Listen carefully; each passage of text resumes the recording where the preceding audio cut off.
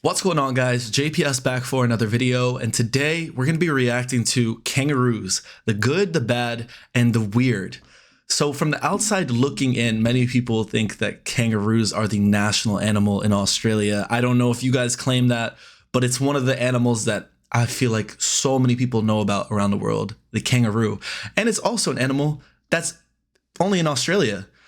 Yes, I guess there are some in Papua New Guinea. Somehow they found their way across the water and made it there. But, you know, an animal that's not really anywhere else. Such a unique animal that I know virtually nothing about. You know, like I see videos of kangaroos punching someone in the face. I'm like, what's up with these? What's up with these guys? Like, how's that? What is that?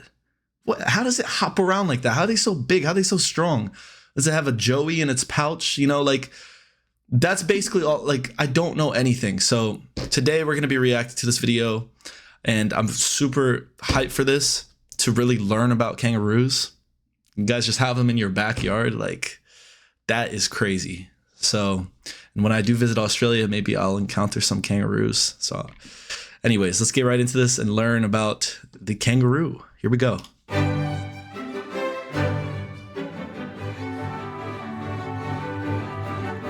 It's high time that we look at a mammal on this channel, and I've jumped at the opportunity. Sooner or later, I was bound to cover our most iconic animal. Couldn't skip it. This fantastical creature that we take for granted is truly a leap in evolution, and you'd have to be hopping mad not to appreciate its majesty. Who wrote this rubbish? With a spring in your step, join me as we dive inside the kangaroo. That doesn't sound right. Oh yeah, dive into the life of the kangaroo. The peaks, the hurdles, and the downright bloody bizarre. Let's bounce. It's like a dinosaur. What actually is a kangaroo? This isn't some weird French existentialist question, but the definition of kangaroo is not as clear-cut as you may think. Roos belong to the Macropod family, which means Bigfoot. No, not that one, although he's probably out there too. There are 4 total recognised species. Also in the family Macropodidae are all of the wallaby species, as well as the adorable tree kangaroos, pademelons, quokkas, and the wallaroos. If you've never heard of a wallaroo, I don't blame you. They're like the overlooked member of your friend group who only communicates in Lord of the Rings quotes, but they're the glue that holds the macropods together.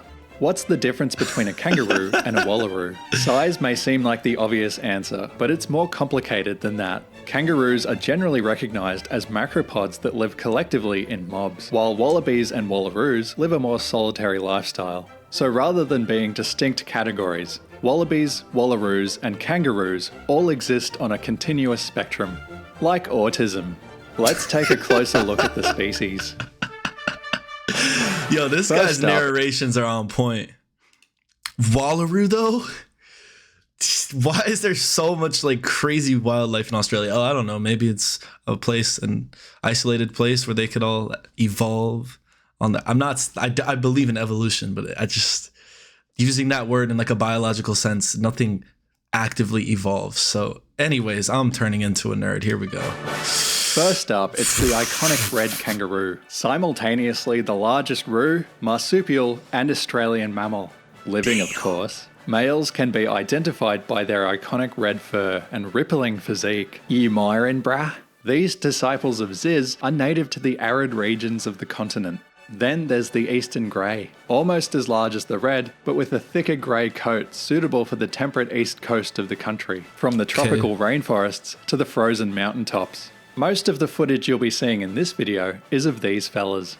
Next up, it's the often overlooked Western Grey, which spans a territory from New South Wales to Western Australia. This kangaroo has a darker coloration around the head and body. And let's not forget their adorable mini subspecies, the kangaroo island roo. They are, as the Japanese would say, kawaii desu.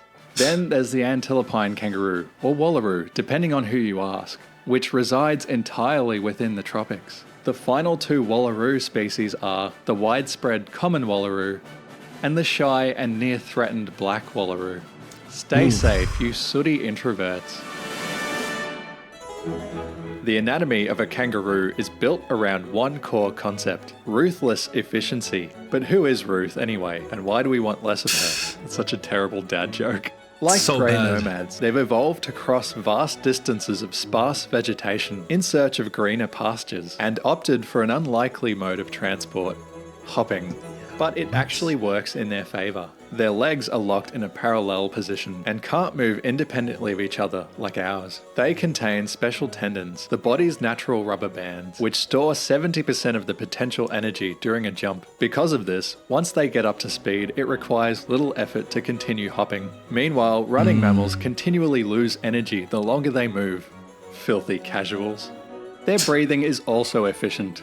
As they spring off the ground, air is pushed out of their lungs, and as their feet move back into position to land, air is drawn back in like a massive bellows. The feet themselves are quite peculiar. I don't think I've ever seen a kangaroo's feet this up close. It's literally like they're jumping on a trampoline as they're just moving around. So it would take a special animal to exist in Australia, you know, can have to be very efficient. That is just crazy. Like, how is this even possible? It's just everything about the kangaroo just is blowing my mind right now. Feet themselves are quite peculiar. The second and third toes are fused together, and the soft pads on the underside cause far less damage to the topsoil than hooves. Their large, meaty tail acts as a counterweight while hopping, and they can use it to walk around on all fives, which is called pentapedalism. Famously, roos can't move backwards, only forwards, which is why it adorns the crest of our proud nation, along with you. Kangaroos congregate in large groups called mobs. Red kangaroos are predominantly nocturnal to avoid the heat of the day. Greys are crepuscular, meaning they're most active around dawn and dusk. During the day, they lie around like they're posing for a life drawing class. Juvenile roos are preyed upon by dingoes and wedge-tailed eagles, but the mature roo has little to worry about. Once upon a time, the thylacine and thylacoleo hunted mature adult roos, but since they've gone the way of the dodo, their only remaining predator are humans. Cheeky little... So is there an overpopulation issue then? Crazy that an eagle, or I don't know if I think that was an eagle, some of these birds just have insane strength. I know the baby kangaroo may not be that big, but that is just like actually mental. Are humans. Cheeky little buggers. Kangaroos are so often hit by cars that they have to put up these helpful signs, as well as for other native species. Poor old kangaroos don't exactly help themselves, often jumping into traffic at the last second. Even still, be careful when driving around dawn or dusk. Be ready to hit the brakes, and if you do hit one, 83%. check to see if there's a joey in the pouch. You might just save its life. During a tussle with a predator, usually a dingo or a dog, roos will attempt to use their hind limbs to casually disembowel the opposing foe. They also have another fascinating defensive strategy. They'll assume this posture, like a serial killer in a swimming pool, and wait for a predator to follow them in, and then proceed to calmly waterboard them to death. Kangaroos are herbivorous, and thank God, because there's over 40 million of them. They possess a two-chambered stomach for digesting a diet of grasses and shrubs which need time to ferment. Similar to other marsupials, their teeth are ground down to nothing over time. Luckily, they have 3 extra backup pairs that push the old pairs out. Once the 4th set of teeth have been depleted, kangaroos do something truly remarkable. They die. Ain't nature fun? Now there's an even... I'm gonna be honest. If kangaroos were carnivores, that would be like so dangerous. They would be a threat. Oh my. Now there's an even more important question. Do kangaroos fart? Yes. Come on. However, their digestive emissions contain less methane compared to grass-eating ruminants like cows. Part of the reason is a special gut bacteria found in juvenile roos, which converts fermented plants into acetic acid, which aids in muscle growth. Imagine having a body that converts farts into steroids. And get this, scientists are trying to figure out how to transplant this bacteria into cows to reduce their methane emissions. I don't know And now for Is the that gonna work? intimate details of the kangaroo's reproductive ballet. Male roos are called boomers, plenty of those watching my videos, and God bless them, while females are called flyers. Breeding roos will form consort pairs. An interested male will observe a female and follow her every movement while she signals discreetly. He smells her urine to see if she's an estrus, whatever floats your boat. If they're both interested, the pawing, licking and scratching commences before the main event. The male will insert his member, which I'm not sure if I can actually show on YouTube, but try to imagine a carrot with scoliosis. He'll insert his bent carrot into her cloaca that contains within it 3 vaginas. Naturally, there's one for each of her 2 uteruses, and a third for birthing. The male, with his testicles that are positioned above the penis, will... That just... Why is he so strong? You know what I'm saying? Like... Yeah. I didn't... Honestly, guys, when I started this video, I didn't think there was going to be this much to learn about kangaroos, but they are really fascinating. And I didn't mean to pause it here and talk about fascinating. Like that's a bit not the best timing, but you know what I mean? Like it's just everything about them. I don't know how this works. That are positioned above the penis will release a deluge of reproductive aioli. If successful, this will create an embryo in one of the uteruses that are both functional at the same time. It's possible for her to be perpetually pregnant, which sounds like a whole heap of fun, right, ladies? It's during these hookup sessions when fights between males typically break out as they compete for the privilege of a kangaroo. 2 boomers will square up, grapple each other with claws, and then take turns drop kicking each other in the guts until one of them relents. They've evolved special toughened belly skin to prevent unwanted intestinal spillage. Back to the mother, they're capable of something called embryonic diapause. During the pregnancy, she can quite literally put the baby on hold until there's enough room in the pouch for another joey. Once the dad has helped conceive, he exits the equation and leaves mum to it. Contrary to popular belief, marsupials do have a small yolk-like placenta. Once the fetus has consumed it, they need to get out fast. After just 30 days, what emerges is a blind, sentient jelly baby. It only comes in one flavor: blood. It begins its epic journey by crawling out of its mother's cloaca and into the pouch. This is where it will spend the next 3 months, hanging from a nipple like a gory Christmas ornament. And here's what it looks like after a few months. Is that a chihuahua with alopecia? 30 days and then 3 months. That is a quick pregnancy. I just cannot. And placing the pregnancy on hold, they just have some biological cheat codes.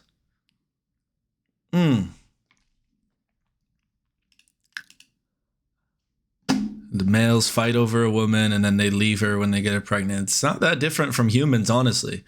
I mean, it's... A chihuahua with alopecia. This must be the wrong slide. Oh no, that's what it looks like. Once the joey has become too big to live in its mum's belly basket, it'll have to leave the pouch and touch grass. The joey will live off milk even outside the pouch, until they're ready to begin their lifelong vegan phase. Fun fact, the mother can simultaneously produce 3 different strengths of milk for each stage of the joey's development. Young males will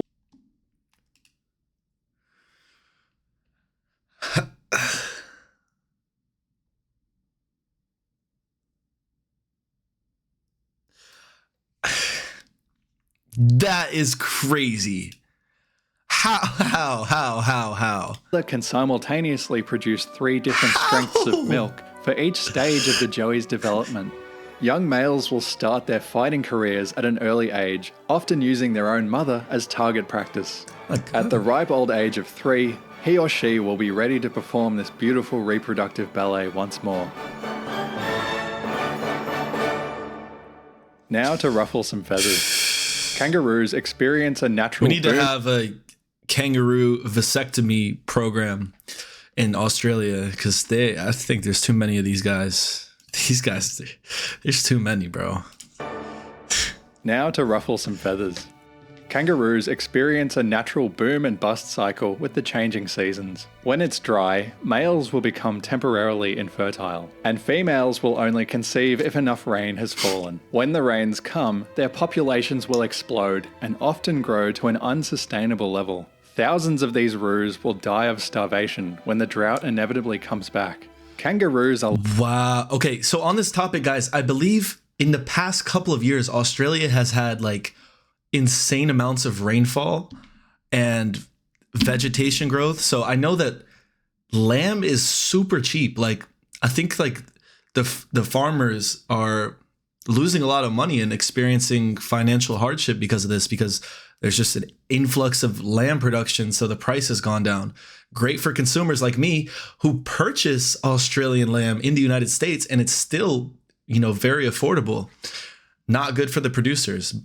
So I wonder if the kangaroo population has followed suit with this surplus of rainfall over the past few years. Let me know about that one, guys. Let me know. I literally looked it up. I was like, why is lamb so cheap from Australia? Because I was shopping at the grocery store and I got some lamb. I was like, damn, this is cheaper than beef right now. What's going on? Of starvation when the drought inevitably comes back. Kangaroos are lovely, but there is such thing as too much of a good thing. The solution to this problem is a hotly debated topic. Culling has been the government's go-to solution for decades, but sterilization is also an option. It's not a... I said that as a joke too. I said we should get a vasectomy as a joke. Damn. Solution for decades, but sterilization is also an option. It's not a glamorous subject, but roo populations do need to be controlled one way or another. Like Splendor in the Grass attendees, if left unchecked, they will strip the earth bare, drain water supplies, and destroy the habitats of many other native species in the process. In the past, kangaroo populations were kept in check by large predators and indigenous hunters, but for obvious reasons, this is no longer the case. Indigenous people prior to colonization were very good at striking a balance between hunting and showing restraint, never overhunting. For example, when kangaroo numbers were low, they would only kill the males to ensure that more joeys could be born. Which brings us to the subject of eating them. I'd personally be open to eating more kangaroo meat. It's more sustainable, high in protein, and low in fat compared to beef. Now obviously some people might be opposed to eating our national icon, which is why I propose changing our emblem to the Brussels sprout. No one likes those. None of this is without its issues, of course. What's the problem with eating kangaroos? Honestly, I don't think they're like akin to dogs and other things like that, which, you know, some people still eat those. But comment down below, guys. Do people eat kangaroos in Australia? Do you eat kangaroo meat? Would you eat it? Why would if not, why not? Let me know if what I'm saying is kind of crazy right now. Actually, I don't really know, but it does sound like, yeah, they produce less emissions with their farts, and if there's too many of them, I mean, if you're gonna get rid of them anyways, like, why not? I don't know. Issues, of course. As a species, we don't exactly have the best track record when it comes to not hunting animals to extinction. It's a tricky one. I recommend this ABC Landline doco if you're interested in this topic. Time to end on a lighter note. Kangaroos are amazing creatures. Their physiology is unlike anything else on this planet, from their legs to their stomachs and their other parts. These marsupial megafauna have done the impossible and have found a way to not just survive but thrive on this unforgiving continent. There's just something so damn likable about the roo. Their cute furry faces, their chilled out attitude, and their god-tier charisma. They may test our patience sometimes, but we are blessed to have one of the most unique animals in the world hopping around our backyard. Exactly.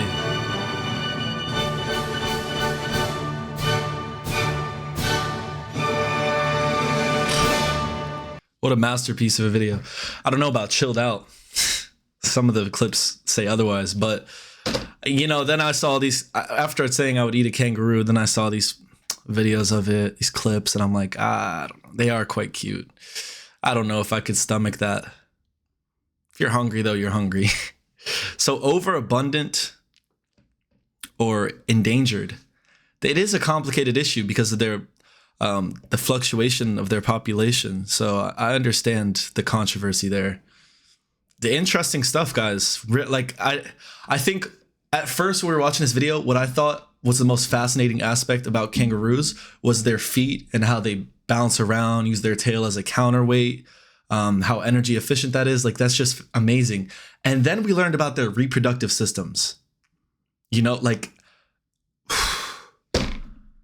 absolute, like, what an amazing animal. So you guys are so blessed to have the kangaroo around. Like, instead of our cars hitting kangaroos, they're hitting deers, which are not very sprite animals.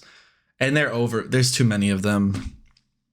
And they kind of just stand around. Like, kangaroos are so cool. So anyways, the kangaroo is the deer of Australia. And they are amazing. So I really appreciate you guys for watching this. Let me know your thoughts on the kangaroo controversy in the comments down below. Hit the like button, hit subscribe if you enjoyed. And I'll see you all in the next one. Peace.